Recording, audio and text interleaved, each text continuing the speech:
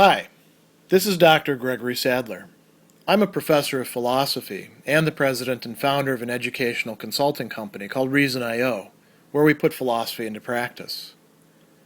I've studied and taught philosophy for over 20 years, and I find that many people run into difficulties reading classic philosophical texts. Sometimes it's the way things are said or how the text is structured. But the concepts themselves are not always that complicated, and that's where I come in.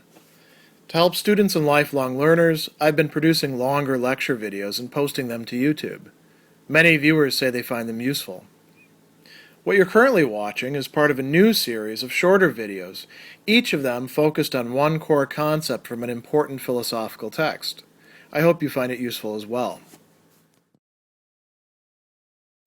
In Book 19 of The City of God, Augustine is fundamentally concerned with determining what the final end or the supreme good for human beings would be. And he notes that there is a great diversity of beliefs and opinions. He says philosophers have expressed a variety of these regarding the ends of goods and evils, and this question they have eagerly canvassed so that they might, if possible, discover what makes a human being happy, genuinely fulfilled. And he refers to Varro, somebody who Augustine brings up quite often. Unfortunately, we don't have the work that he's referring to, De Philosophia. Actually, we don't have anything by Varro that has survived antiquity. And in that book, Varro sets out a classification for all the different possible points of view that philosophers either did have or could have about how we ought to live our life, how we ought to orient ourselves towards that which is ultimately going to make us happy. And he comes up with 288 sects, as it's being called here, of philosophers. This term sects, we probably ought to dwell upon a little bit because for many of us in the present, this term has the connotation of a religious group that one would belong to. Generally a smaller group that has, quite a tight membership and some strong beliefs and doctrines and discipline. In earlier times, the word that we're actually translating here as sects in Greek is hairesis, which comes from the word hairein, to grab or to choose or to select.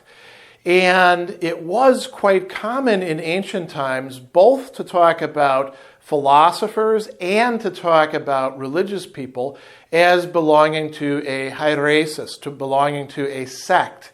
And what did they mean by that? A choice of what was really fundamental, what oriented oneself, whether it's one's beliefs or one's actions or a combination of the two.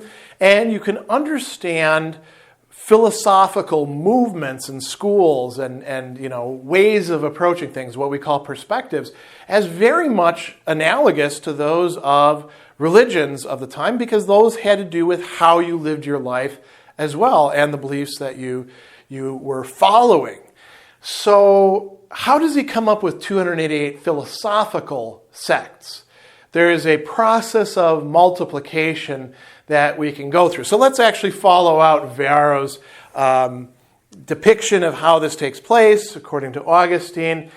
We can begin by asking the question, what is it that we human beings really fundamentally desire? What drives us? And Varro distinguishes four possibilities. Now, of course, could we come up with other possibilities on our own? Yes, we could. We're not saying that he necessarily covered the entire gamut here, but we don't need to worry about whether he did or not. Let's just follow out and see where this goes. So one possibility of what fundamentally motivates us, what drives us, is pleasure. Another possibility, repose or rest or an absence of pain, an absence of trouble. Another possibility would be both. Think about the Epicureans, for example, who weren't just pursuing pleasure, but also freedom from pain as well, and who saw the highest pleasures to reside in rest. And then there's what he calls the primary objects of nature. And this was a common classification. If you read through much ancient moral theory, you will see references to this class, and it includes everything from our bodies and what sustains them to these sort of basic drives that go beyond the pleasure or rest thing and have to do with fulfilling what our bodily nature is about. So we've got 4 things that we could desire. So far, so good. Now, we have another thing that human beings recognize as desirable, as valuable, as good, and that's virtue, moral virtue. And we can ask ourselves the question, do we in fact desire virtue, first of all, for its own account, virtue and the virtues, specific modes of virtue, or do we desire it for the sake of something else, right? Do we desire virtue for pleasure or for repose or rest, to be virtuous so that we don't run into problems, or because it's these primary objects of nature that are driving us? Or do we desire these things for the sake of pleasure? Or are they going on 2 different tracks where we desire pleasure or we desire the primary objects of nature for their own sake, but we also desire virtue for its own sake? Now we have 12, right? We have a greater number of possibilities. Then we can ask a further question, which widens the scope from ourselves as individuals to encompass other human beings.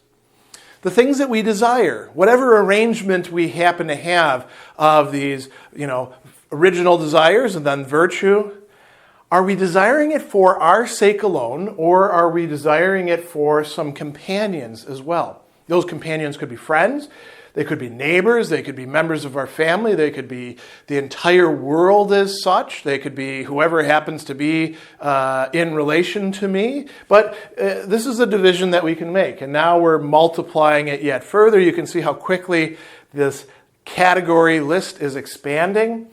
Then he brings up the ancient skeptic school, the academy of Plato's academy, that is, after Polemo, before it was redeveloped into a genuinely Platonic school. And we can say, are you holding this viewpoint as absolutely certain, or are you holding it as merely probable? Then he brings up another philosophical school and says, okay, so all of this other stuff, how are you going to live this out? Are you going to live the mode of the life of the Cynics? And what he means by this is traveling around without any sort of fixed abode, begging, inviting yourself into things, not having any real participation in the normal institutions of life. Although there was a Cynic who was, or 2 Cynics, of course, who were married, Hipparchia and Crates, right? Or are you going to live like other philosophers? That is, are you going to have a bank account? Are you going to have a house? Are you going to have a fixed residence where you would reside? And notice how many different courses we already have. How many sects or hairesis? Then we can go on and ask yet another question, which gets us to the full extent of this. Should you be involved in an active life? And an active life means a life devoted to business, devoted to your country or your culture or your city or perhaps even just your family. A life of, as we say, affairs. Or is it better to live this out in a life of study and contemplation, removing yourself from all of these other things? Or should you live a mixed life that combines these 2, that in some ways determines when you ought to be active and when you ought to be contemplative, what Zeno called, as opposed to the active life or the contemplative life, the rational life, right? So now we've got this massive number of different possibilities. And Augustine goes on, and he says that Varro himself refuted all of the rest of the sects and chose one, the old academy instituted by Plato, continuing on to Polemo. And he said that, that was the group that he was going to select. Now, Augustine is going to bring up something else that in some ways makes all of these distinctions less useful. He says that a genuine sect, a genuine hairesis, a genuine choice, fundamental choice about how you orient yourself, it's only going to differ from the other schools about the supreme or the final good. But most of these other things in here, like whether you live like a cynic or whether you regard it as merely probable, most of those things have to do with how we orient ourselves towards the final good. They don't tell us what the final good itself is. So we actually could get rid of many of these distinctions and we would be quite fine.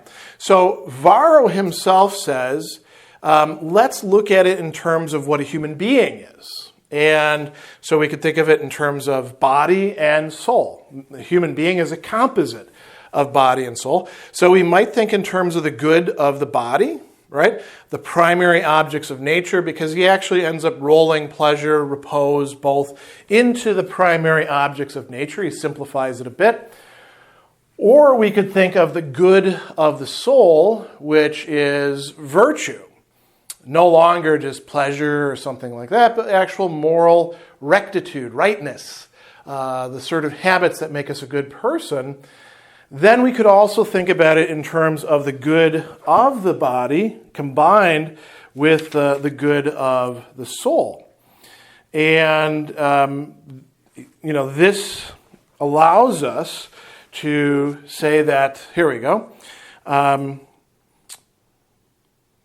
it's neither the soul alone nor the body alone, both together, the body and soul each being apart. So of these, Varro chooses the third, that the human being is both together. Therefore, the highest good in which lies the happiness of human beings is composed of goods of both kind, both bodily and spiritual, so that the primary objects of nature, whatever those happen to be, would be among the goods that comprise the final end or final good, and moral virtue. So you're rolling two things in together as a kind of composite of what the good for human beings look like.